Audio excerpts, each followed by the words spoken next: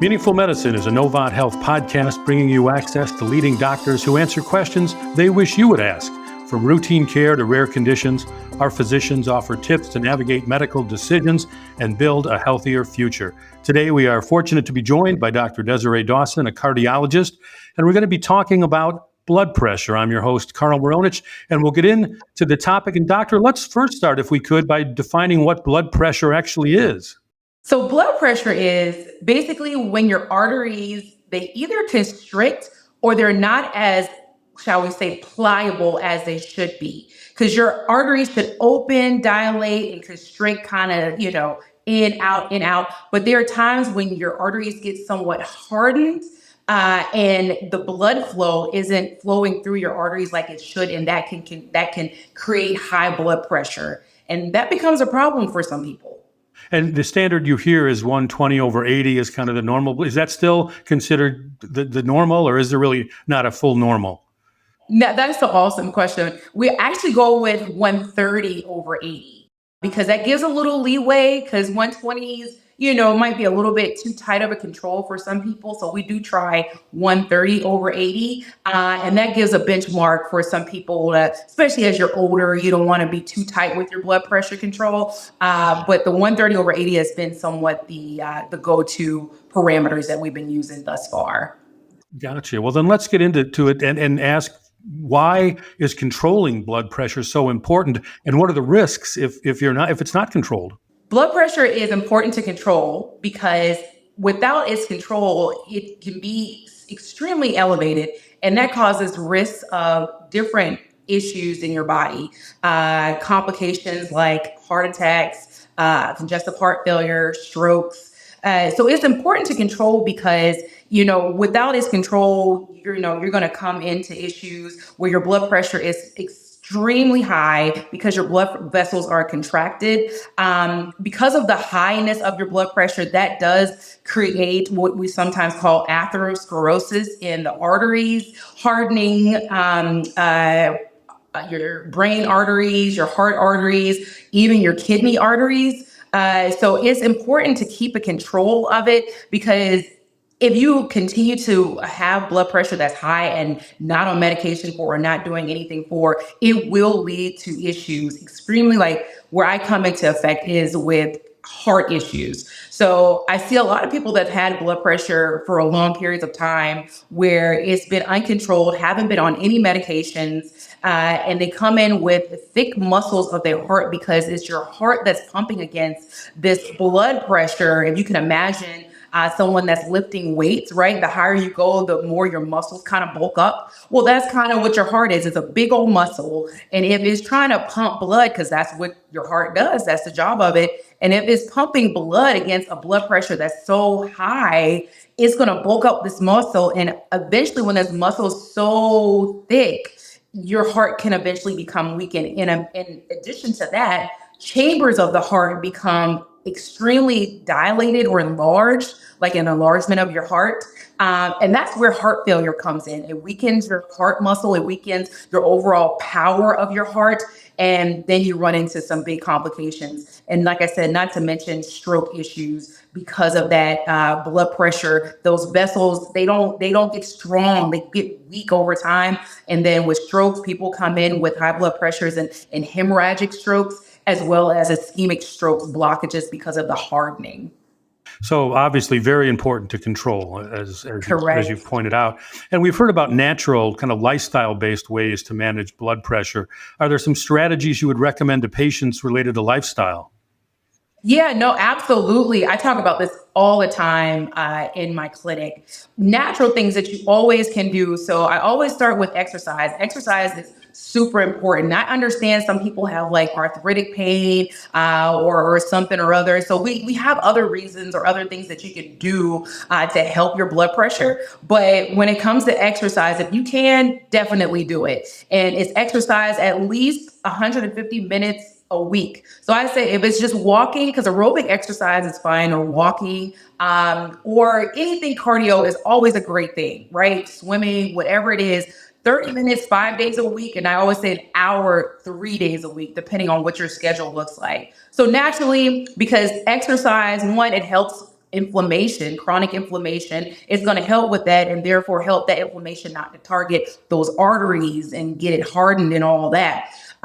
So exercise is important in addition to weight loss. So that kind of is two things: exercise and weight loss. But the exercise, of course, will help with your weight loss. At least losing a good 5 to 10% of your weight, your body weight.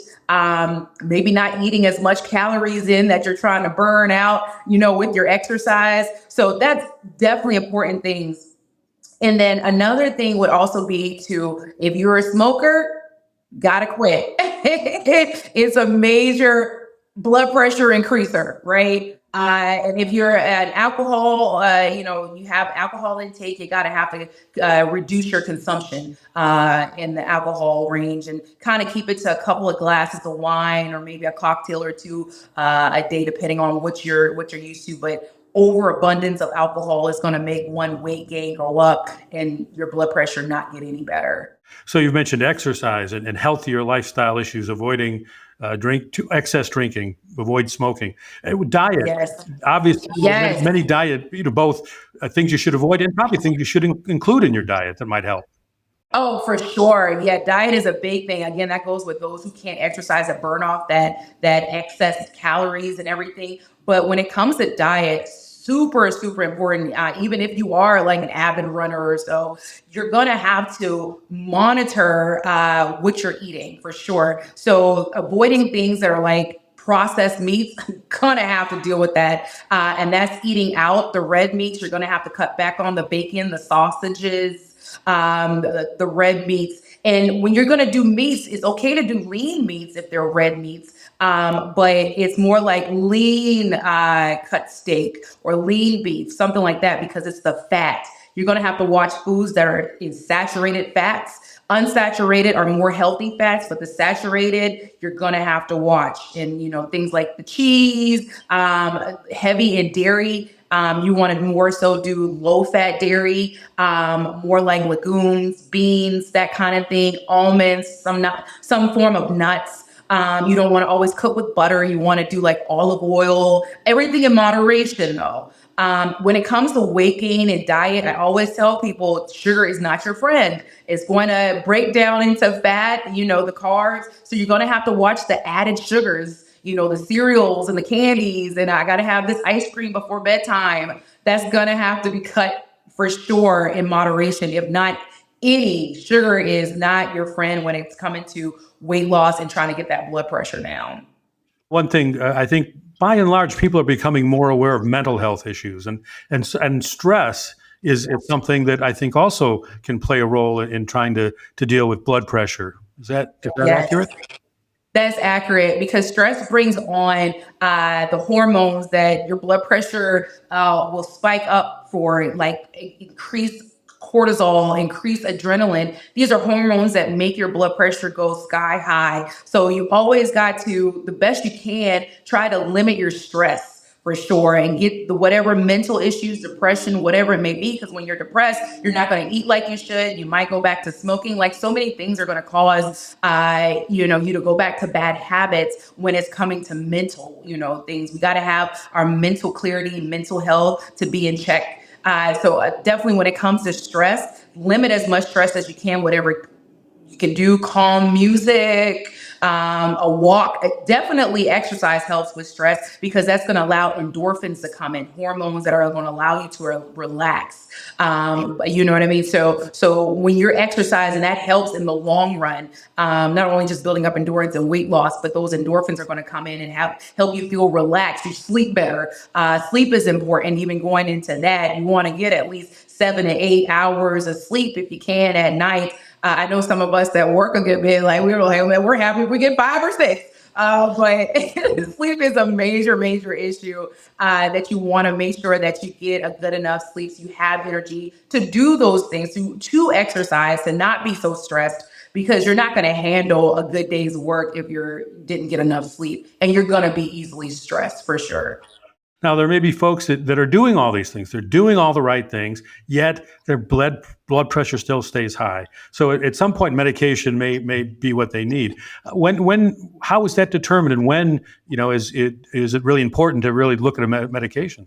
I always say don't wait too long. If you ever hear that, hey, your blood pressure's high, don't take that lightly. If a doctor tells you, hey, your blood pressure's high, or you checked it at Walmart or whatever convenience store you checked it, and your blood pressure's high, that 130/80 mark, either the top or bottom number, do not take it lightly. You got to understand what's going on. And what happens is, your first check will be in the clinic. And we know sometimes we talk about white coat syndrome. Some people have that in the clinic. We understand that. But if you're also getting readings at home and they're high in the clinic, that's pretty consistent. And so basically what you want to do is, hey, talk to your doctor about what can I do to check this? And we're always going to say, we need readings from home because we get it. You see white coats in the clinic, you see everything, blood pressure cuffs, everything in the clinic going on, and you get a little nervous. So blood pressure can be high. And we do tend to check it, like we give it like 5 minutes later, see how you're feeling, check it again, make sure it's not too high still. But we definitely have you check some blood pressures at home, not right after you wake up, not right after you eat, some time in between. Check them at home with a good arm blood pressure cuff and get accurate readings and bring it to your next visit. You can even put it on your phone if you want to, whatever works, but we gotta know if it's been consistent in the clinic high as well as being at home high.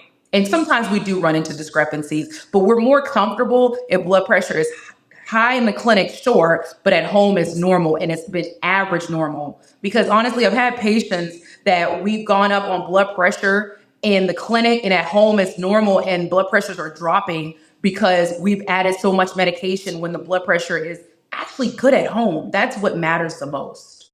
So there are available over blood pressure monitors folks can get for their home. And you mentioned an arm cuff as opposed to a wrist cuff. Is that preferred? Yes. Arm cuff is definitely more accurate. You're more relaxed. You got your arms down or on a table that's heart level, and your feet are on the ground. It's just more of an accuracy because that's what we do in the clinic. So you want to give the right accurate measurement, how we do in clinic at your home, and we do a blood pressure cuff that kind of squeezes your arm, and then will release after a few seconds and give you an accurate reading. I know from personal experience, I'll say, once you're down this road, you get the home cuff and you're taking it every hour, trying to see how am I now, which probably isn't the best practice. If someone is monitoring at home, how often should they be taking their measurement?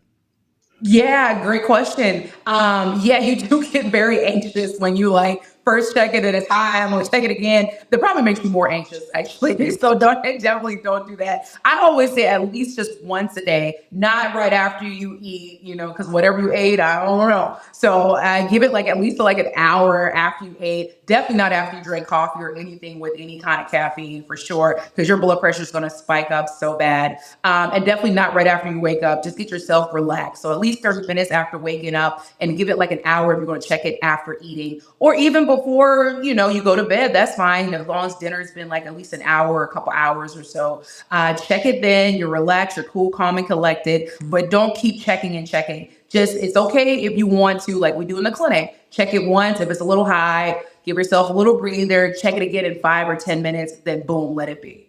And if you're recording this at a doctor's request, should you do it consistently about the same time every day? Is that something? Not necessarily. Only if you find that time to be the best for you, that's fine. But if, for some reason you're following what I mentioned as far as not right after you eat, it can be in the middle of the day and maybe the next day before you might have checked it at night. No biggie. It doesn't have to be the same time every time. Now, it comes a little tricky if you're taking medications, so we kind of want you to check it a certain time after your medications.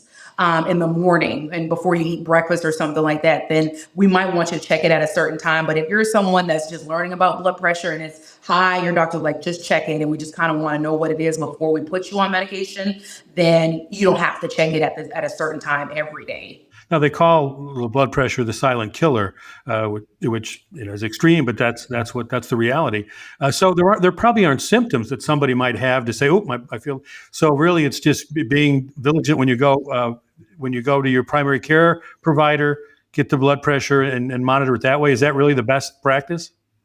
Yes. So exactly. Yeah, exactly. If you're not one, because I have patients that would come in the clinic and say, I'm too afraid to check it. I'm too anxious to check it. I don't check it at home. And I understand, no problem. So we can check it because I do nurse visits. So after a week or two, I have you come in and let the nurse check it if you're willing to kind of work with me and come back into clinic. But some people are sensitive to blood pressures. They actually might have a headache. They actually might have palpitations or chest pain. If it's high enough, you might have some symptoms. But there are people that have blood pressures that are so high, they feel nothing. They actually tell me, I feel better with my blood pressure higher. And you got me on that medication. I don't feel as good. And I'm like, oh, trust me, we're doing the best thing for you. But we try to meet middle ground to see what else we can talk about to get that blood pressure down, because getting it down is a must. So that's what we try to do, talk about it, and see what we can do from a standpoint in the clinic to get everything checked out for you. Well, doctor, you've provided a lot of great information, a lot of it common sense. Make healthy choices, be healthy, make sure you're getting your blood pressure checked. If there's an issue, see the right provider and all that. As a cardiologist, let me ask, what drew you to cardiology as a practice? Oh man, because it was male dominated.